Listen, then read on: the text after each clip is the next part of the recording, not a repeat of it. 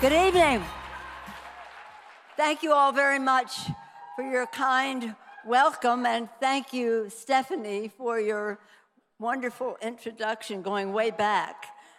Good evening, Emily's List. It's my great privilege to bring you the greetings and the gratitude of our dynamic, magnificent House Democratic majority.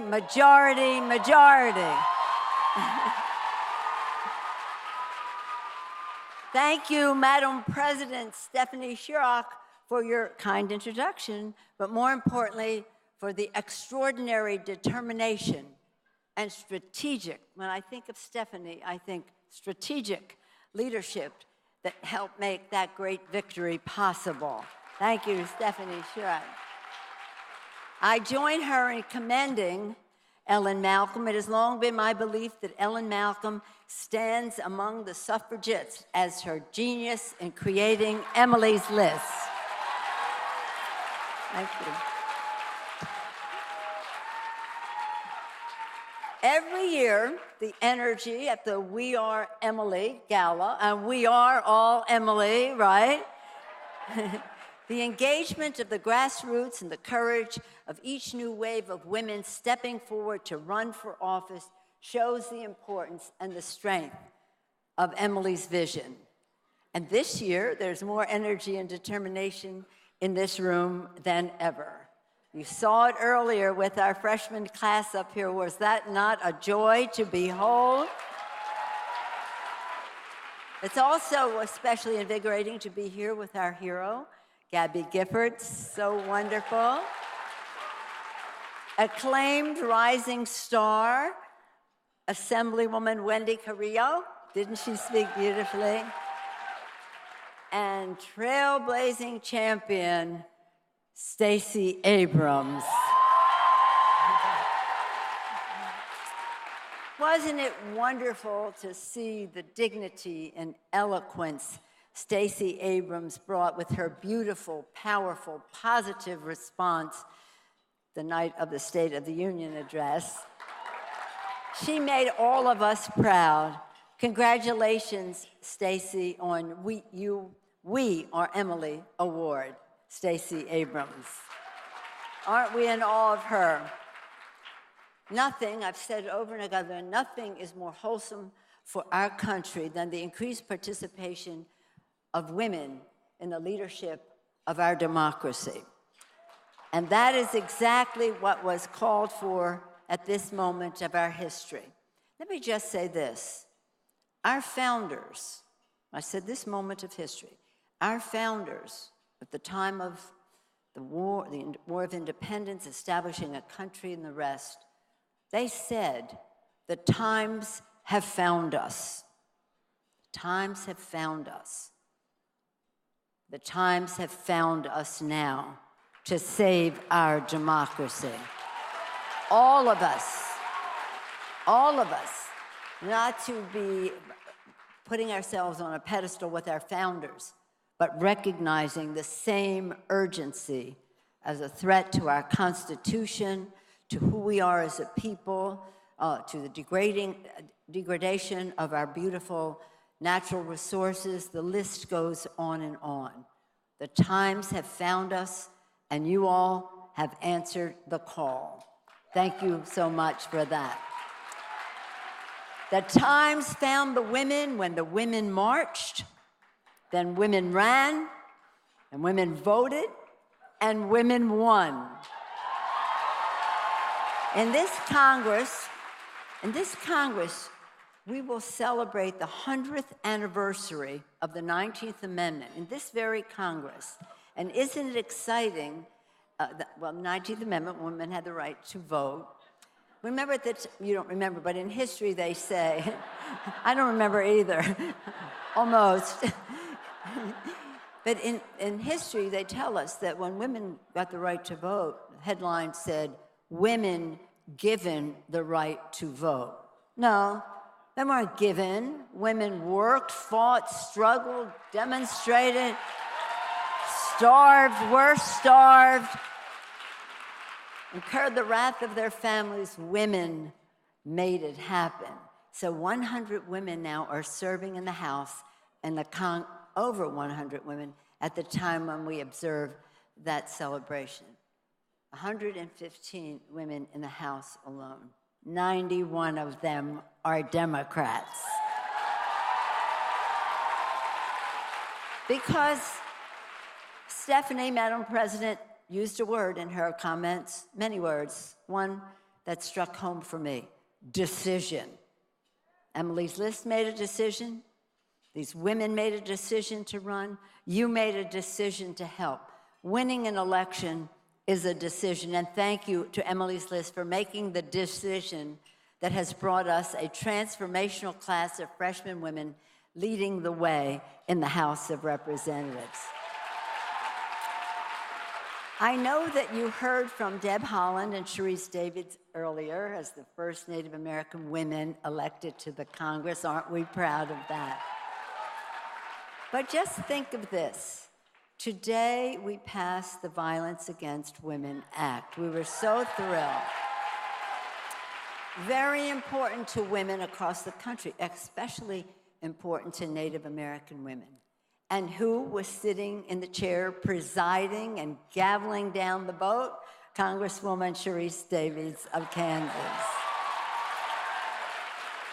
And who was looking on as a chair of a subcommittee on public lands? Madam Chair Deb Haaland. I think it's important to note this. There may be a few of you who were around, but all of you can read it in the history books, when the Watergate babies came to Congress. When the Watergate babies came, it was a big deal. It was historic. It was a large, large class. Everybody was so excited. But it's important to note that in that class, in the first year, not one of them was a chair of a subcommittee. Not one of them have a gavel. In this class, 18 freshmen are chairs of subcommittees. And 10 of them are women. As was said earlier, women in Congress just don't have a seat at the table. They have a seat at the head of the table. And we have so many. You've seen the freshmen, and our chairmen are so proud of the freshman members, how they come to the committees, so prepared, so knowledgeable, so fabulous, so effective right from the start. But we have 7 women who are chairs of full committees, Maxine Waters being the most senior, who is probably here tonight, and 39 women who are chairs of subcommittees in this Congress. So again, not just a seat at the table, but a seat at the head of the table. On a personal note, I'm proud to be welcoming my new Chief of Staff, the first woman paid Chief of Staff in the Congress, Terry McAuliffe, the first woman in modern terms. Terry, say hi. It's pretty exciting for us. Because we know that when women succeed, America succeeds. After years of the GOP House serving the special interest, we finally have a majority that works for the people. We ran on a for the people agenda, advancing sweeping legislation to lower health care costs and prescription drug prices, building bigger paychecks by building the infrastructure of America in a green way, and cleaner government, H.R. 1, for the People Act, to strengthen the hand of the grassroots. We need to elect all the incredible freshmen, re-elect all the incredible freshman women to Congress in November. And let me just say this. I know you saw the freshman women up there. I know there are many women here. Can we have our members of Congress, freshmen and other women members, and maybe even some men who are here, stand and give us a wave anyway.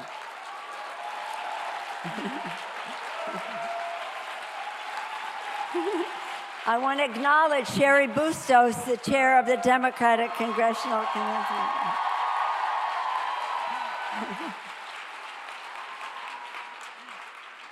I'm here to tell you that even with an all-time record number of Democratic women in the House, we want more. And as Emily's list is telling us tonight, we need to elect more women. And that is exactly what Emily's list has always been about. If you see the chart of where women were in Congress and then Emily's list came along, decisions were made, courage was exercised by the women, and here we are. Winning in 2020 depends on the work we do right now. Madam President Stephanie Shirek gave us our guidance. I'll just associate myself with her remarks and say that our work in 2019, the organizing, the mobilizing, the fundraising, the messaging, like a jackhammer, clear message, own the ground, have the resources, scare off the opponents. Let's get this election won by this November so we scare off any opponents to our women members. Our organizing is vital to victory. As I said, winning is a decision. Remember, all of us have a responsibility. If you see the urgency, want to take responsibility, that gives the country opportunity. The times have found us, and we are going to measure up. Emily's list, members, are you ready to defend our democracy and our majority? I think I hear that you are ready to send even more great women to Washington, to Congress, to governors' offices, to state legislatures, to city halls, to city councils across our country. Sounds like you're ready to win a big victory in 2020, and we want that won this year so we can focus on the Senate and focus on winning the White House next year. So thank you all. And the way God was blessed, I wish God blesses you, and God bless America when we elect more women. Thank you all for being committed to doing that. Thank you, Emily's List. Onward to victory in 2020. Thank you all so much.